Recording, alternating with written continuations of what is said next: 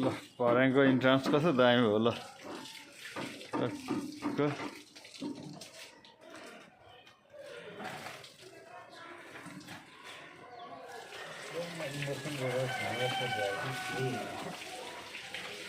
रङ final होइन त भर्याङको रङ final अब यसैमा चाहिँ ग्रिल हालेर आँखी झ्याल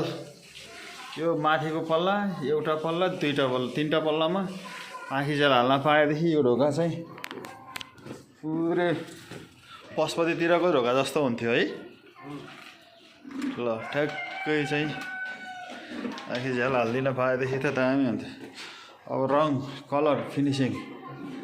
भर्याङको कलर फिनिसिङ भइसक्यो फोटो भिडियोमा र उसमा त फरक देख्दैन कस्तो राम्रो देखिन्छ नेचुरल ल भर्याङको रङ फिनिसिङ पुरै फिनिसिङ भइसक्यो ल अब यो ग्रेनाइट पुसपास बाँकी रह्यो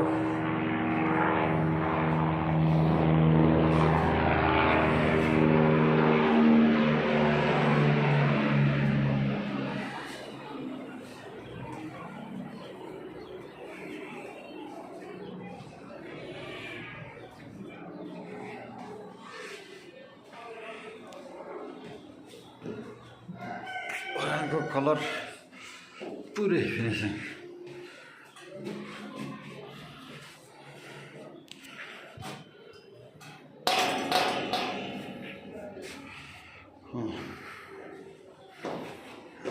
सफाइ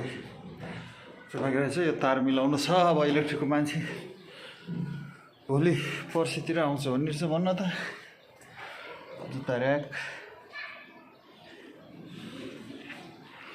कलर पुरै क्लियर हो यहाँ चाहिँ नेचुरल देखिँदो रहेछ है कलर ल अझ फरक देखियो वाइट जस्तो वाइट बेस देखियो यहाँ चाहिँ अलिक गाढा छ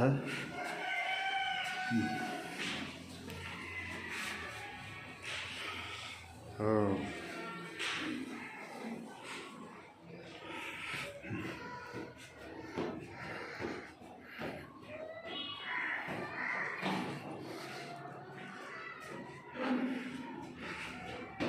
चल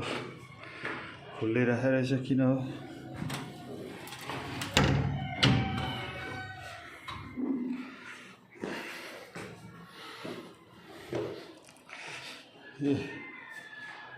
माथि चाहिँ फुटिङ त्यो लेभलसम्म लेभल ठ्याक्कै छुट्टी गयो भने माथि चाहिँ एक कोट मात्रै लाग्छ र दुई कोटै त लगाएपछि चाहिँ अनि राम्रो देखिन्छ ल छानो यही नै हो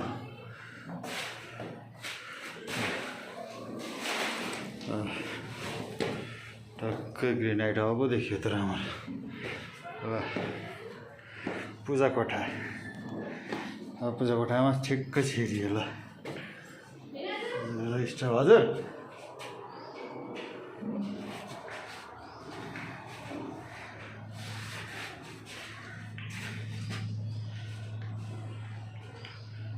पुरै फाइनल भइगयो नि अब के हो नाति यो बिजुलीको एरोमा यत्रो सानो लेखिदिएको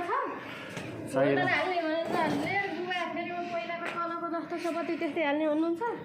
त्यो मान्छे भन्छ नि होल्डर हाल्नुपर्छ होला नि के हो त यो वासिङ मेसिन है यसमा खै त्यो किन नहालेर रहेछ त्यो यो